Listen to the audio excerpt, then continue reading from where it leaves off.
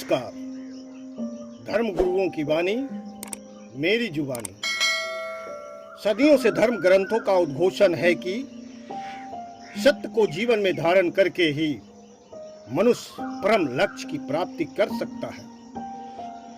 सत्य एक भाव है जो निश्चलता, पवित्रता और अहिंसा का प्रतीक है। गुरुदेव टैगोर ने कहा था गुरुदेव टैगोर ने कि जो व्यक्ति सत्य के साथ जीवन जीता है, अपने कर्तव्य के प्रति सचेत एवं सजग रहता है, उसके मार्ग का बाधक बनना इतना सरल नहीं होता है, क्योंकि सत्य के साथ तो स्वयं सच्चिदानंद परमात्मा होते हैं।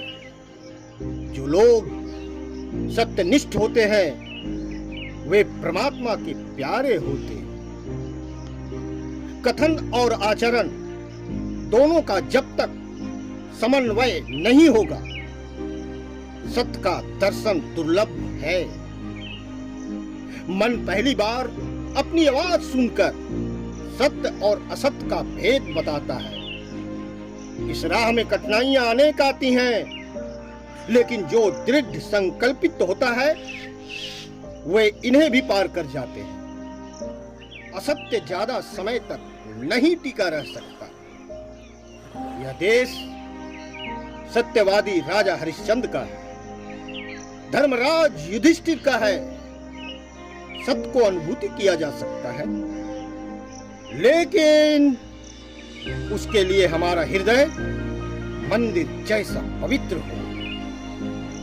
आध्यात्मिक दृष्टि से हम कह सकते हैं कि सत्य मात्र परमात्मा है, बाकी सारा संसार नाश्वर है।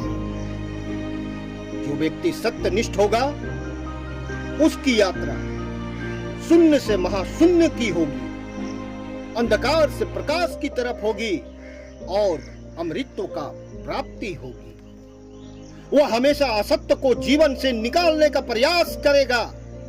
जो बुरे काम का बुरा नतीजा मानकर जीवन को जानते और समझते हैं, वे सदैव सत्य का अनुपालन करते हैं। सत्य चर्चा नहीं है। जी हाँ, सत्य चर्चा नहीं है।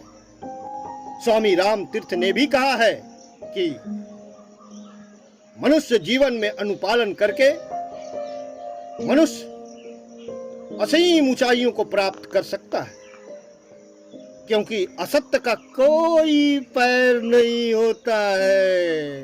अंततः सत्य की ही विजय होती है। दुनिया के सारे ताने बाने और सपने झूठे हैं।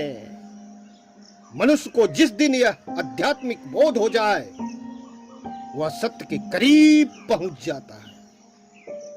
सत्य को जानना इतना आसान भी नहीं है। सत्य बोले, सत्य का आचरण करें, सत्य ही जीवन का आधार बन जाए, तब जाकर कहीं बात बनती है। तभी मनुष्य के अंदर देवत्व आता है।